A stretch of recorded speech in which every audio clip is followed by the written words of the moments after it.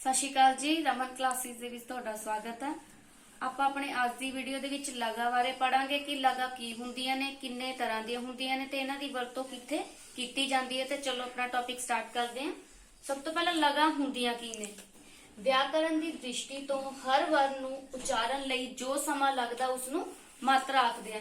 ਕਿ ਜਿਹੜਾ ਵੀ ਆਪਾਂ ਵਰਨ ਆ ਉਹਦਾ ਉਚਾਰਨ ਕਰਦੇ ਆ, ਉਹਨੂੰ ਬੋਲਦੇ ਆ, ਤਾਂ ਉਹਨੂੰ ਬੋਲਣ 'ਚ ਜਿਹੜਾ ਵੀ ਸਮਾਂ ਲੱਗਦਾ ਉਹ ਸਾਡੀ ਕੀ ਹੁੰਦੀ ਆ, ਮਾਤਰਾ ਹੁੰਦੀ ਹੈ। ਤੇ ਇਸ ਮਾਤਰਾ ਨੂੰ ਵਰਨਾਂ ਦੇ ਨਾਲ ਲਿਖਣ ਲਈ ਜਿਹੜੇ ਵੱਖ-ਵੱਖ ਚਿੰਨ੍ਹਾਂ ਦੀ ਵਰਤੋਂ ਕੀਤੀ ਜਾਂਦੀ ਆ, ਉਹਨਾਂ ਚਿੰਨ੍ਹਾਂ ਨੂੰ ਲਗਾ ਕਿਹਾ ਜਾਂਦਾ। ਠੀਕ ਹੈ ਜੀ।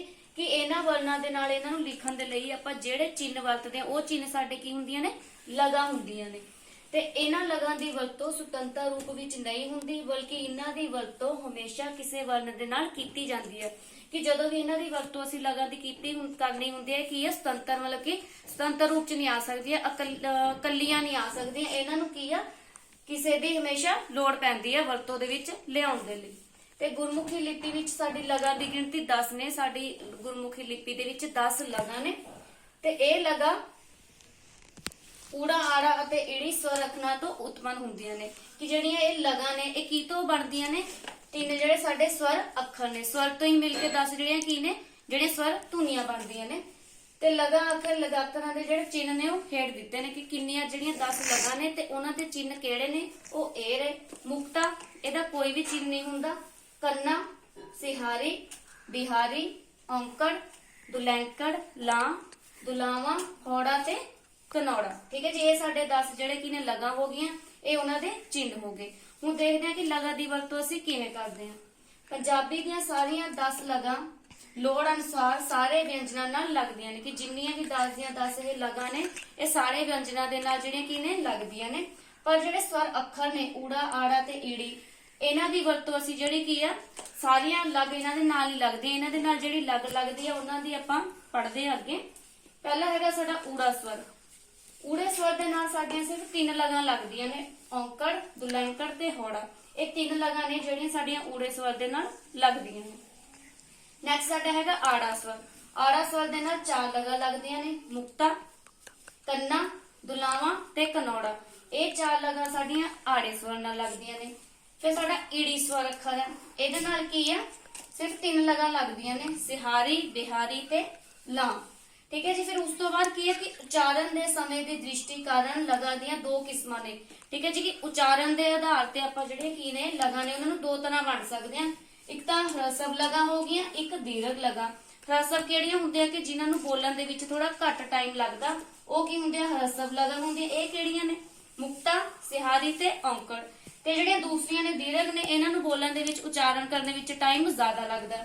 ਇਹ ਕਿਹੜੀਆਂ ਹੁੰਦੀਆਂ ਨੇ, ਕੰਨਾ, ਬਿਹਾਰੀ, ਦੁਲੈਂਕੜ, ਲਾ, ਦੁਲਾਵਾਂ, ਹੌੜਾ ਤੇ ਕਨੌੜਾ। ਠੀਕ ਹੈ ਜੀ। ਇਹ ਸਾਡੀ ਹੋ ਗਈ ਇਹਨਾਂ ਦੀ ਵਰਤੋਂ।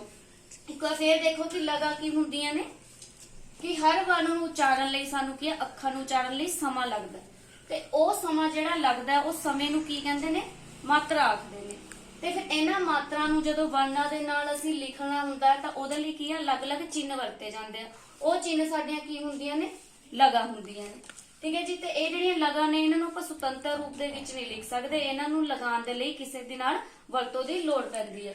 ਤੇ ਸਾਡੀ ਜਿਹੜੀ ਗੁਰਮੁਖੀ ਲਿਪੀ ਆ ਉਹਦੇ ਵਿੱਚ ਕੀ ਨੇ, 10 ਲਗਾ ਨੇ ਗਿਣਤੀ ਦੇ ਵਿੱਚ।